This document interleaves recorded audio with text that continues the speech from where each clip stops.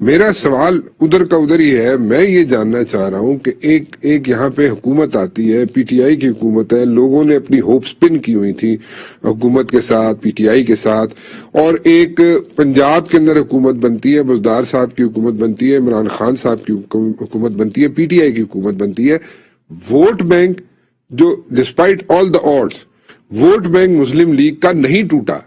That's my question. علی صاحب تسی دس دیو کی ہے جی, مہنگائی تے ایک ہو گیا, ٹھیک ہے, ایک ایشو ہے وے, لائلٹیز بھی لوگاں دی تاڑے نال ہے نے, بیوروکریسی دی لائلٹیز تاڑے نال ہے نے, مسلم لیگ نون دے نال لوگاں دی لائلٹیز تاڑے نال ہے نے, سو مچ سو کہ ٹریڈرز دی لائلٹیز بھی تاڑے نال ہے نے,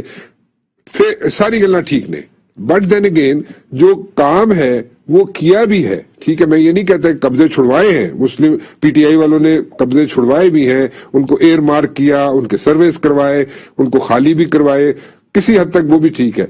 بٹ ایک مہنگائی تے صرف ایشو نہیں رہ سکتا نا جی, ایک مہنگائی تو ساری دنیا میں ہوئی, پاکستان میں بھی ہوئی, ٹھیک ہے, ہم لوگ وہ برداشت نہیں کر سک رہے, بہت مشکل ہے, لیکن دین اگین ایک مہنگائی کو لے کے اگر ہم چلے تو کیا وہ پرانے بھرتیاں جو آپ لوگوں نے کی تھیں, جو جس کی نشاندہی میں بھی کر رہا ہوں, حسن صاحب بھی کر رہے ہیں, تو وہ ایک پرانی بھرتیاں یا پرانی لائلٹیز آپ کے ساتھ چل رہی ہیں یا کوئی اور بھی ریزن ہے اس میں؟ علی صاحب.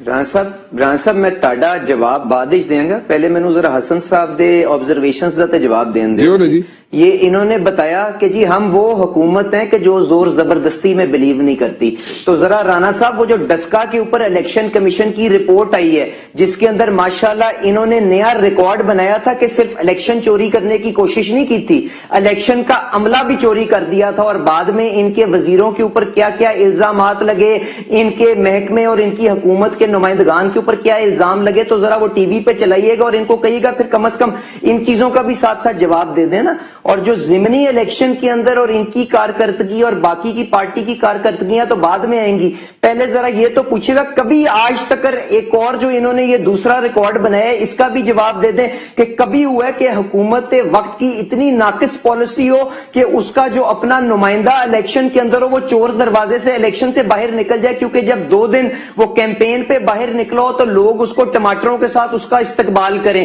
تو کائنڈلی یہ باتیں جو ہیں یہ لوگوں نے کوئی بھول نہیں گئی, یہ بھی ہم بھی ریسنٹ پاسٹ کی میں آپ سے بات کر رہا ہوں. اور جہاں تک NA 133 اور خانے وال کے الیکشن کی معاملہ ہے تو وہاں پہ دونوں جگہ کے اوپر انہوں نے وہاں پہ 8 جماعتوں کا اتحاد بنا کے پاکستان مسلم لیگ نواز کا مقابلہ کرنے کی کوشش کی. دنیا جہان کی غلاظت, بالکل ٹھیک کہہ رہے ہیں سپوکس پرسن صاحب کہ وہاں پہ ووٹ کی خریداری ہوئی. تو مجھے یہ بتائیں کہ اگر وہاں پہ خریداری ہو رہی تھی تو یہ حکومت وقت کیا سوئی ہوئی تھی؟ کیوں جہاں کے وہاں پہ لوگوں کو نہیں پکڑا جب وہاں پہ یہ غلاظت اور لوگوں کی وہاں پہ ایمانوں کو خریدا جا رہا تھا, وہاں پہ مقدس کتابوں کی بے حرمتی ہو رہی تھی؟ کیوں پاکستان مسلم لیگ نواز ہے جو الیکشن کمیشن کے اندر جا کے ریٹن کمپلینٹ جمع کرواتی ہے, اور جب اس کے خلاف ایکشن, اس کے اوپر ایکشن لینا شروع ہوتا ہے تو وہاں سے جوابی یہ اپنی ویڈیو بنوا کے ان کو گندا کرنے کی کوشش کرتے ہیں. کیا بریو ذمہ یہ حکومت وقت ہو سکتی ہے کہ پنجاب پولیس سوئی ہوئی تھی, FIA سوئی ہوئی تھی, باقی سارے محکمے سوئے ہوئے تھے,